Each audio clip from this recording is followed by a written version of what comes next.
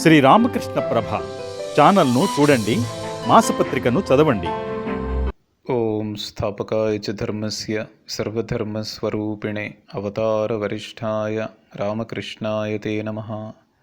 అందరికీ నమస్కారం. శ్రీ రామకృష్ణ కథామృతం. రామకృష్ణుల వారు చెప్తారు, యోగుల్లో 2 రకాలు ఉన్నారు, బహూదక, కుటీచక.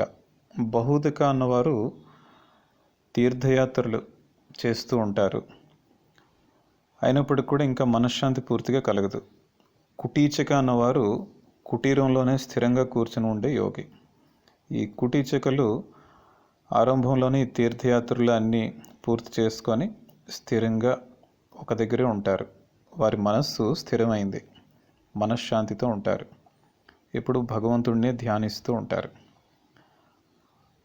అటువంటి వారికి తీర్థస్థలాలకి అక్కడికి వెళ్ళాల్సిన అవసరం పెద్దగా ఉండదు.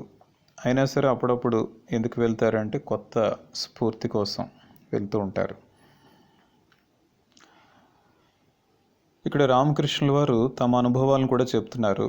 తీర్థయాత్రలో ఒక్కోసారి వారికి కూడా ఎంతో ఇష్టం కలిగేది తీర్థయాత్రలకు వెళ్ళాలని. ఈ తీర్థస్థలాల్లో భగవద్ ఉద్దీపన తప్పకుండా కలుగుతుంది అని చెప్తున్నారు అన్నమాట. అంటే మనం గుర్తుంచుకోవాలి, అక్కడ ఆధ్యాత్మిక తరంగాలు చాలా ఎక్కువగా ఉంటాయి ఈ తీర్థస్థలాల్లో.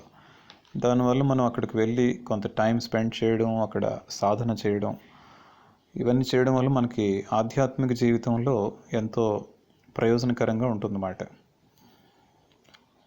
బృందావనానికి వెళ్ళినప్పుడు అక్కడ రామకృష్ణుల వారి అనుభవాలు చెప్తున్నారు. కాళీయ దమన ఘట్టం అది చూసిన వెంటనే రామకృష్ణుల వారిలో ఎంతో ఉద్దీపన కలిగేదన్నమాట. పారవశ్యంలో మునిగిపోతూ ఉండేవారు. మరి హృదయుడు అని వారికి ఎన్నో సేవలు అందిస్తూ ఉండేవారు.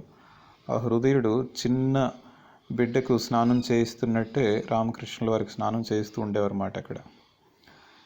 ఇంకా చూసినట్లయితే సాయంత్రాల పూట యమునా నది తీరానికి వెళ్ళేటప్పుడు ఆ మేతకు వెళ్ళి తిరిగి వస్తున్న గోవుల్ని చూడడంతోనే రామకృష్ణుల వారికి కృష్ణుడు గుర్తొచ్చేవాడు. కృష్ణుడు గుర్తొచ్చి ఆ భావోద్దీపన కలిగి కేకలు పెట్టేవారు అన్నమాట, కృష్ణుడు ఎక్కడా, కృష్ణుడు ఎక్కడా అని. ఇంకా పల్లకీలో ఎక్కి శ్యామకుండం, రాధాకుండం ఇవన్నీ కూడా తీసుకొని వెళ్తూ ఉండేవారు వారు. అక్కడ గోవర్ధనగిరి అది చూసిన వెంటనే పల్లకిని దిగి ఒక్కసారిగా పరిగెత్తుకొని వెళ్ళి ఆ కొండ మీద నిలబడుతూ ఉండేవారు. అక్కడ పూర్తిగా బాహ్య స్మృతి కూడా కోల్పోయారు అన్నమాట. అప్పుడు ఆ సందర్భంలో అక్కడ ఉన్న ఆ కొండ ప్రాంత వాసులు వచ్చి ఆ కొండపై నుంచి వారిని దింపడం ఇవన్నీ కూడా జరుగుతూ ఉండేవి. ఆ దారిలో ఉన్న పచ్చిక బయళ్ళు, చెట్టు చేమలు, లేళ్ళు ఇవన్నీ చూస్తూ వారు బాహ్య చైతన్యం కోల్పోతూ ఉండేవారు అన్నమాట. ఆనందంలో కన్నీళ్ళు ఎంత ఎక్కువగా వచ్చేవంటే వారి వస్త్రాలు కూడా పూర్తిగా తడిసిపోతూ ఉండేవన్నమాట. పల్లకీలో కూర్చొని రామకృష్ణుల వారు అంటూ ఉండేవారంట, ఓ కృష్ణ, అన్నీ ఉన్నాయి కానీ నువ్వు మాత్రం కనబడడం లేదే అని ఎంతో వేదనతో అంటూ ఉండేవారు అన్నమాట. ఆ బృందావనంలోనే గంగామాయి అని ఒక భక్తురాలు రామకృష్ణుల వారిని ఎంతో అభిమానించేవారు. ఆవిడ చాలా వృద్ధురాలు. నిధువనం దగ్గర ఒక కుటీరంలో ఒంటరిగా నివసిస్తూ ఉండేవారు. వీరి భావాన్ని, ఆ స్థితిని అంతా చూసి సాక్షాత్తు రాధాదేవి మానవ దేహం దాల్చి ఇలా ఈ విధంగా అవతరించారు అని వారు చెప్తూ ఉండేవారు అన్నమాట. దులాలి అని పిలుస్తూ ఉండేవారు వారు రామకృష్ణుల వారిని. ఈ గంగామాయి దగ్గర ఉన్నప్పుడు రామకృష్ణుల వారికి ఇంకా వారి బస ఏర్పాటు చేసిన స్థానానికి వెళ్ళాలని, స్నానం చేయాలని, భోజనం చేయాలని ఇవేవి కూడా గుర్తొచ్చేవి కాదన్నమాట. ఆ గంగామాయి దగ్గర ఉన్నప్పుడు అక్కడే ఉండడానికి ఇష్టపడుతూ ఉండేవారు రామకృష్ణుల వారు కూడా. ఒక్కోసారి హృదయుడే అక్కడికి భోజనం తీసుకొని వచ్చేవాడు. ఒక్కోసారి గంగామాయి స్వయంగా వంట చేసి రామకృష్ణుల వారికి పెట్టేవారు. గంగామాయి ఎక్కువగా భగవద్ ఆవేశానికి లోనవుతూ ఉండేవారు. అటువంటి సమయాల్లో ఎంతోమంది భక్తులు గుంపులు గుంపులుగా వారిని దర్శించుకోవడానికి వస్తూ ఉండేవారు అన్నమాట. ఈ గంగామాయి దగ్గర నుంచి కలకత్తాకు తిరిగి వెళ్ళడానికి రామకృష్ణుల వారికి మనసు ఒప్పుకోవడం లేదు. గంగామాయికి కూడా అది రామకృష్ణుల వారు అక్కడే ఉండడం వారికి కూడా ఇష్టం అన్నమాట. అన్ని ఏర్పాట్లు చేశారంట, వారికి సంబంధించిన వంట, విశ్రాంతి తీసుకోవడానికి అన్ని ఏర్పాట్లను. అప్పుడు అక్కడ ఉన్న హృదయుడేమో, నీకు ఎప్పుడు ఇబ్బంది కదా, మీకు ఎప్పుడు కూడా ఈ అజీర్ణం ఇవన్నీ చేస్తూ ఉంటాయి, మిమ్మల్ని ఎవరు చూసుకుంటారు సరిగ్గా అంటే, గంగామాయ ఏమో అవన్నీ మీకెందుకు, అవన్నీ నేను చూసుకుంటాను అనేవారు మాట. అంటే గంగామాయి స్వయంగా రామకృష్ణుల వారిని రాధమ్మగానే చూస్తూ ఉండేవారు.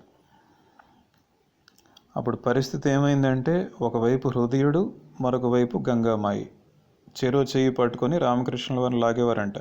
లేదు, మీరు దక్షిణేశ్వరం వచ్చేయండి అనేమో హృదయుడు, మీరు ఇక్కడే ఉండాలని గంగామాయి. ఆ సమయంలో రామకృష్ణుల వారికి వారి అమ్మగారు చంద్రామణిదేవి నహబత్తులో ఉన్నట్టు, నహబత్తు అంటే అక్కడ దక్షిణేశ్వరంలో ఒక భవనాన్ని నహబత్తు అంటారన్నమాట. అక్కడ చంద్రామణిదేవి వాళ్ళ అమ్మగారు ఉన్నట్టు గుర్తొచ్చి వెంటనే తన నిర్ణయాన్ని మార్చుకున్నారన్నమాట. తన మనసును మార్చుకొని గంగామాయితో చెప్పారు, లేదు లేదు నేను ఇక్కడ ఉండలేను, మా అమ్మ దగ్గరికి వెళ్ళాలి అని. అంటే ఇక్కడ మనం గుర్తుంచుకోవాలి, వారు అటువంటి గొప్ప సాధనలు చేసిన అవతార పురుషులైన ఒక తల్లికి ఎటువంటి గౌరవం ఇవ్వాలి, తల్లిని ఏ విధంగా ప్రేమించాలన్నది అక్కడ మనకి ఈ సంఘటనలో తెలుస్తుందన్నమాట. ఈ విధంగా బృందావనం వాతావరణం రామకృష్ణుల వారికి చాలా బాగా నచ్చిందన్నమాట.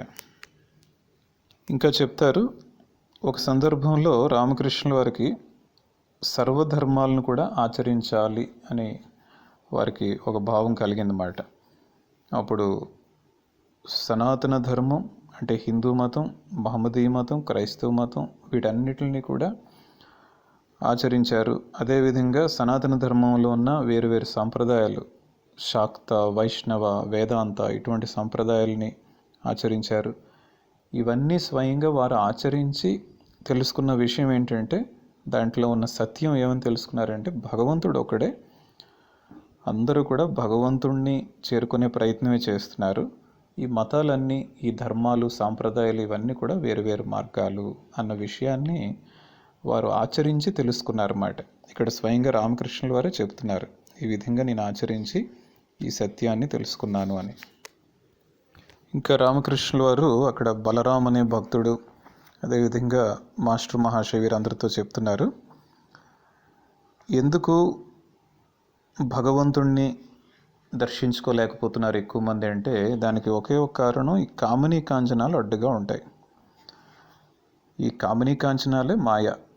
మనిషి ఈ కామినీ కాంచనాల్లో ఎక్కువగా మునిగినట్లయితే ఆధ్యాత్మిక జాగరణ అన్నది కలుగుదన్నమాట.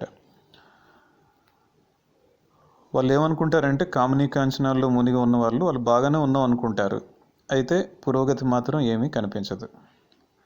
కాబట్టి మనం ఏం చేస్తూ ఉండాలంటే, ఈ భగవన్నామం, భగవంతుని గుణ సంకీర్తన ఇవన్నీ కూడా చేస్తూ ఉంటే నెమ్మదిగా మనలో భక్తి కలుగుతుంది. ఈ కామినీ కాంచనాల నుండి నెమ్మదిగా దూరం అయ్యే అవకాశం ఉంటుంది. ఈ భగవంతుని పవిత్ర నామాన్ని ఉచ్చరించడంలో కూడా మనకి ఎటువంటి సిగ్గు అనేది ఉండకూడదు. మనం పొరపాటును కూడా సిగ్గుపడకూడదు.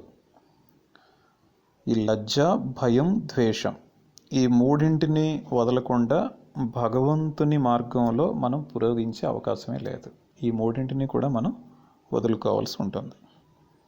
అందరికీ నమస్కారం.